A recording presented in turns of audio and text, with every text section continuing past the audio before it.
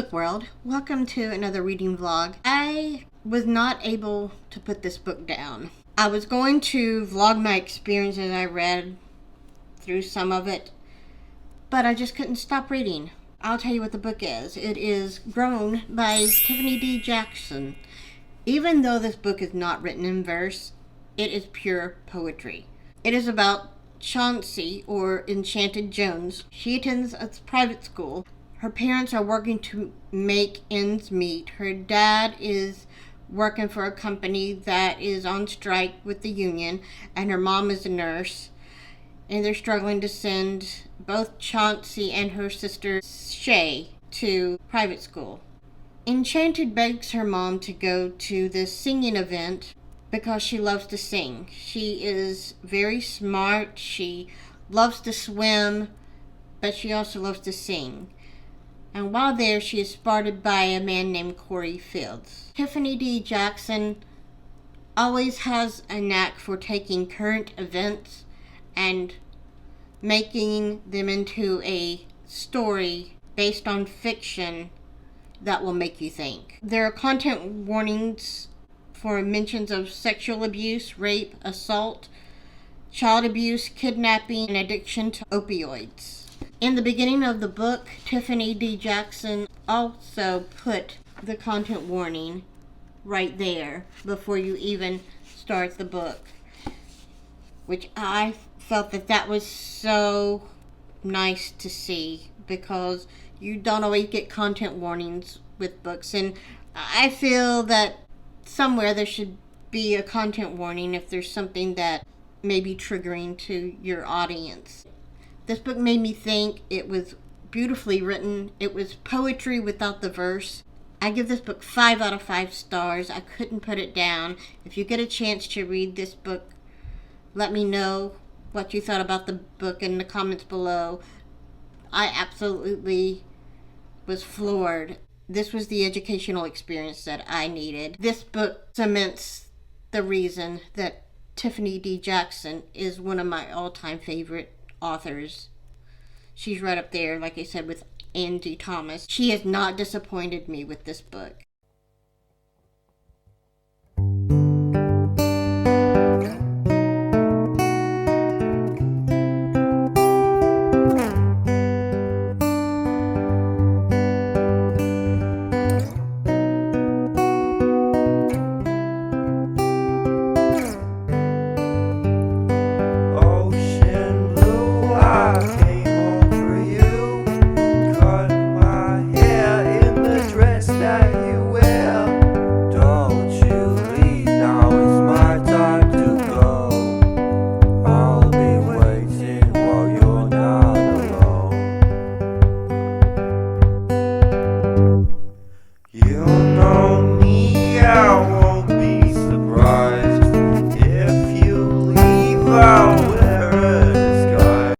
Hello, Book World.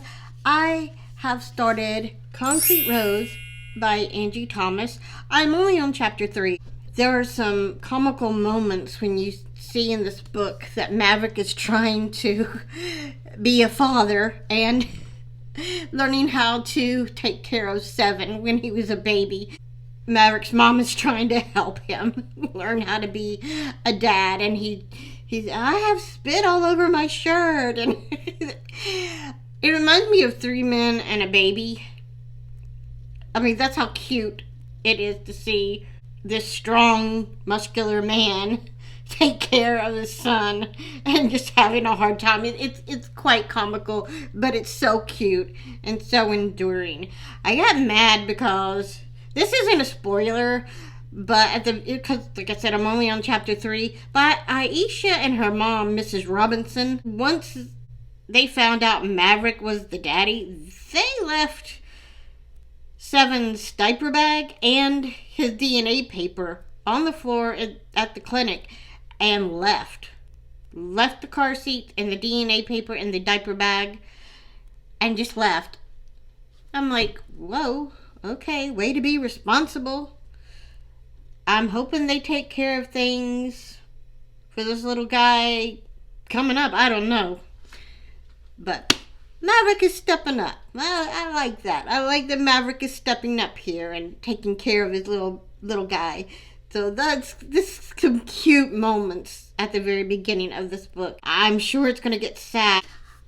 I'm coming off such a high from reading Grown and now picking up this epic work. It's yes.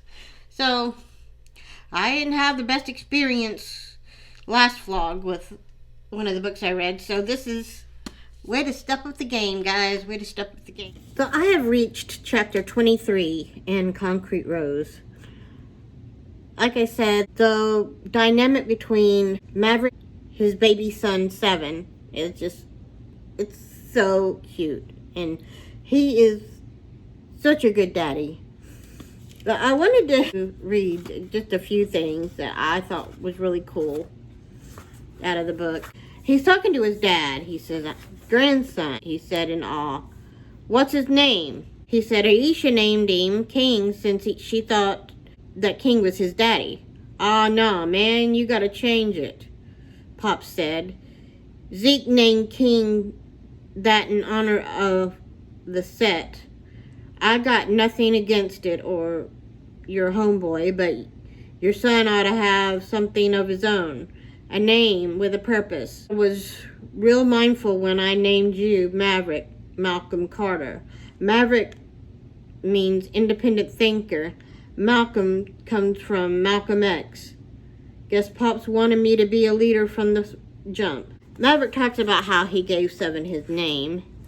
He talks about Tupac being gunned down. Pac's family full of Black Panthers, and he spoke so much truth. Word is he'll come back in 2003. Why 2003? Dre says.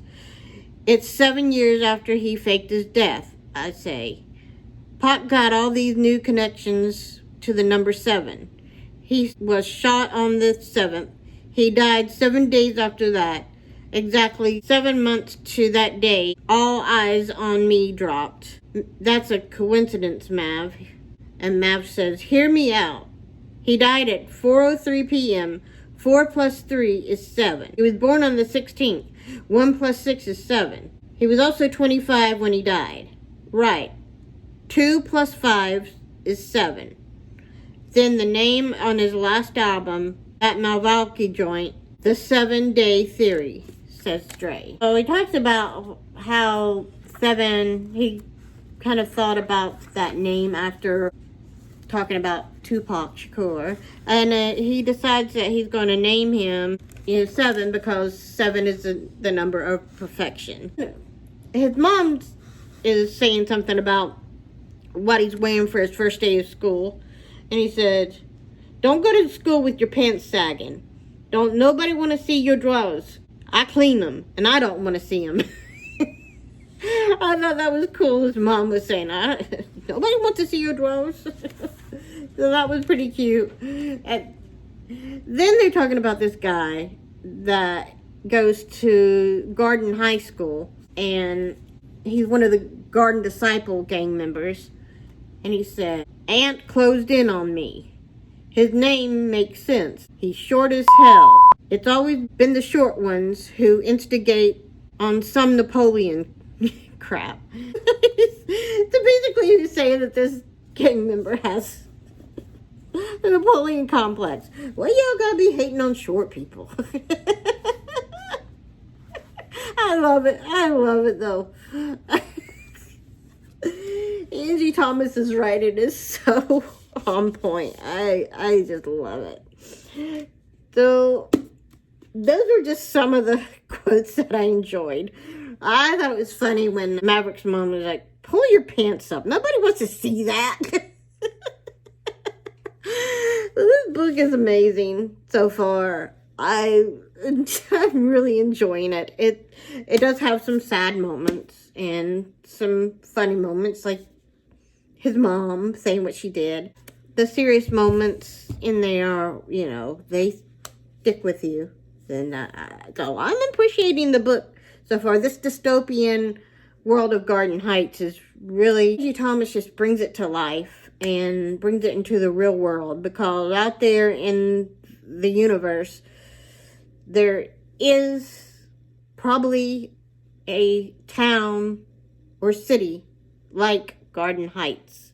Angie Thomas did a wonderful job bringing this town to life and making it seem like it is an actual town. I'm loving this. Ba-da-bum-bum-bum. I'm loving it. I'll catch you in a few.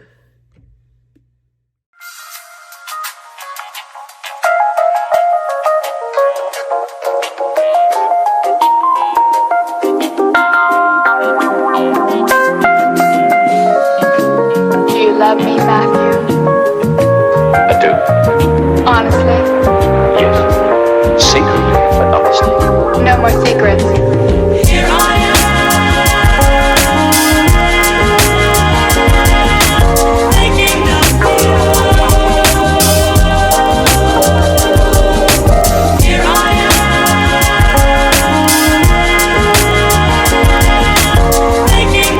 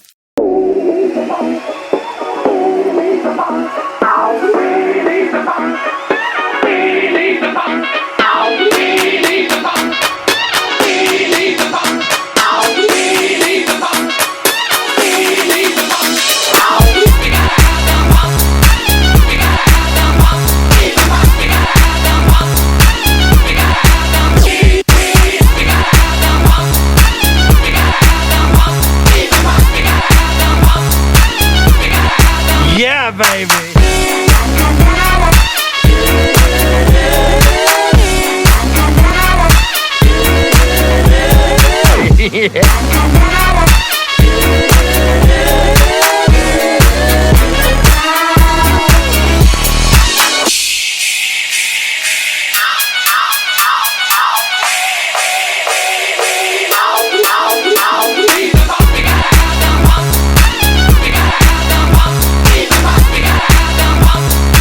As you saw, I went into Barnes & Noble, and I'm into doing some journaling and writing down my thoughts just for mental health. So I bought me a journal to write in.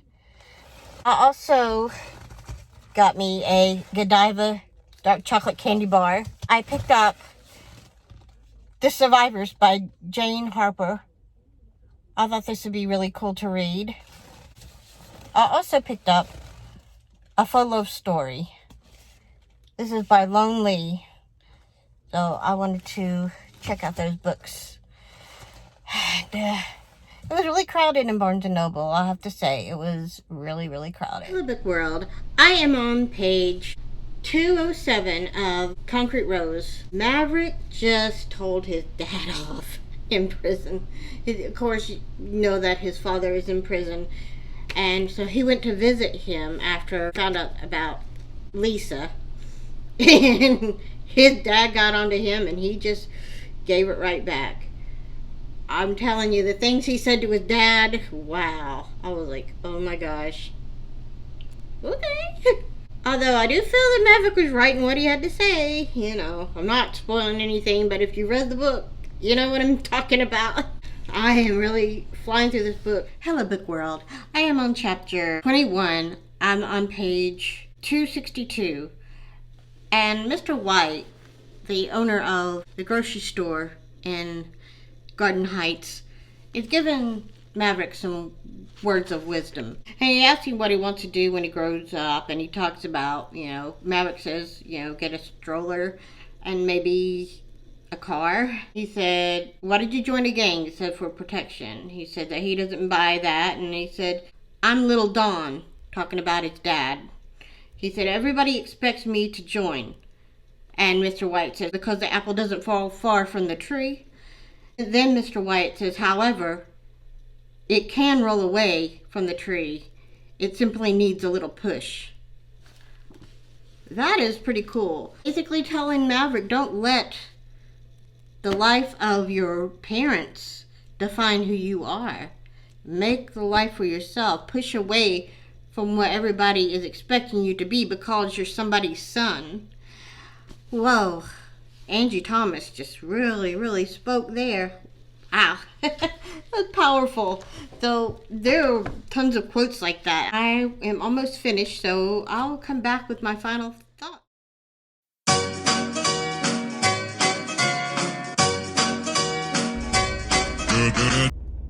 Hello, book world. I have finished Concrete Rose by Angie Thomas. This story I would give a 5 out of 5 on its own, but if we're talking about the Garden Heights universe, I would give it a 4.75. I would give On the Come Up 4 stars, and I would give The Hate U Give 5 stars. But all in all, as far as comparatively to other writers, I give Angie Thomas's writing as a whole 5 stars in this Garden Heights universe. The story is about 17-year-old Maverick Carter, who is maneuvering through life in this dystopian world that Angie Thomas has created, which is the projects of Garden Heights. He is struggling to find out what it means to be a man. He is in a gang called the King Lords. He's dealing with pregnancies, and he's dealing with trying to graduate high school. He has a lot on his plate, and he wants to prove to the world that he can be a better father than his dad, Dante, who they call Don, was for him. Because his father, Adante, ended up in prison after being involved in the gang, the King Lords. This story is about the struggles in life when you are poor, when you are dealing with a lot of odds that are stacked against you. Angie Thomas has a way of making you think. Her stories always have a way to make you think, I really enjoyed this story a whole lot. I hope that they make Concrete Rose into a movie, because I would love to see the story of Maverick's life on the big screen. Also, I am hoping that Angie Thomas comes out with another book that goes more in depth into Lisa and Maverick's life, because the story abruptly ends. Makes you feel that there's going to be another book in the making. I hope so, and I hope another movie. And I would like to see a movie for On the Come Up. I have been told that there is going to be a movie release of On the Come Up, but I don't know when that is. So if y'all know when On the Come Up is going to be made into a movie, comment below. Her and Tiffany D. Jackson are parallel as far as amazing authors and everything I would strive to be as a writer. Someone that makes you think, someone that educates you on things you didn't realize you needed to be educated on, someone that gives you a window into the experiences that other people that are not in your shoes have, that you may not realize. So this was an educational journey, this whole vlog, and I have enjoyed every second of it, and I've enjoyed every second of sharing my experience with y'all. And thank you so much for being just a small part of my world and taking a small glimpse into my life through reading and enjoying the books together. I love you all, and I will see you in the next vlog.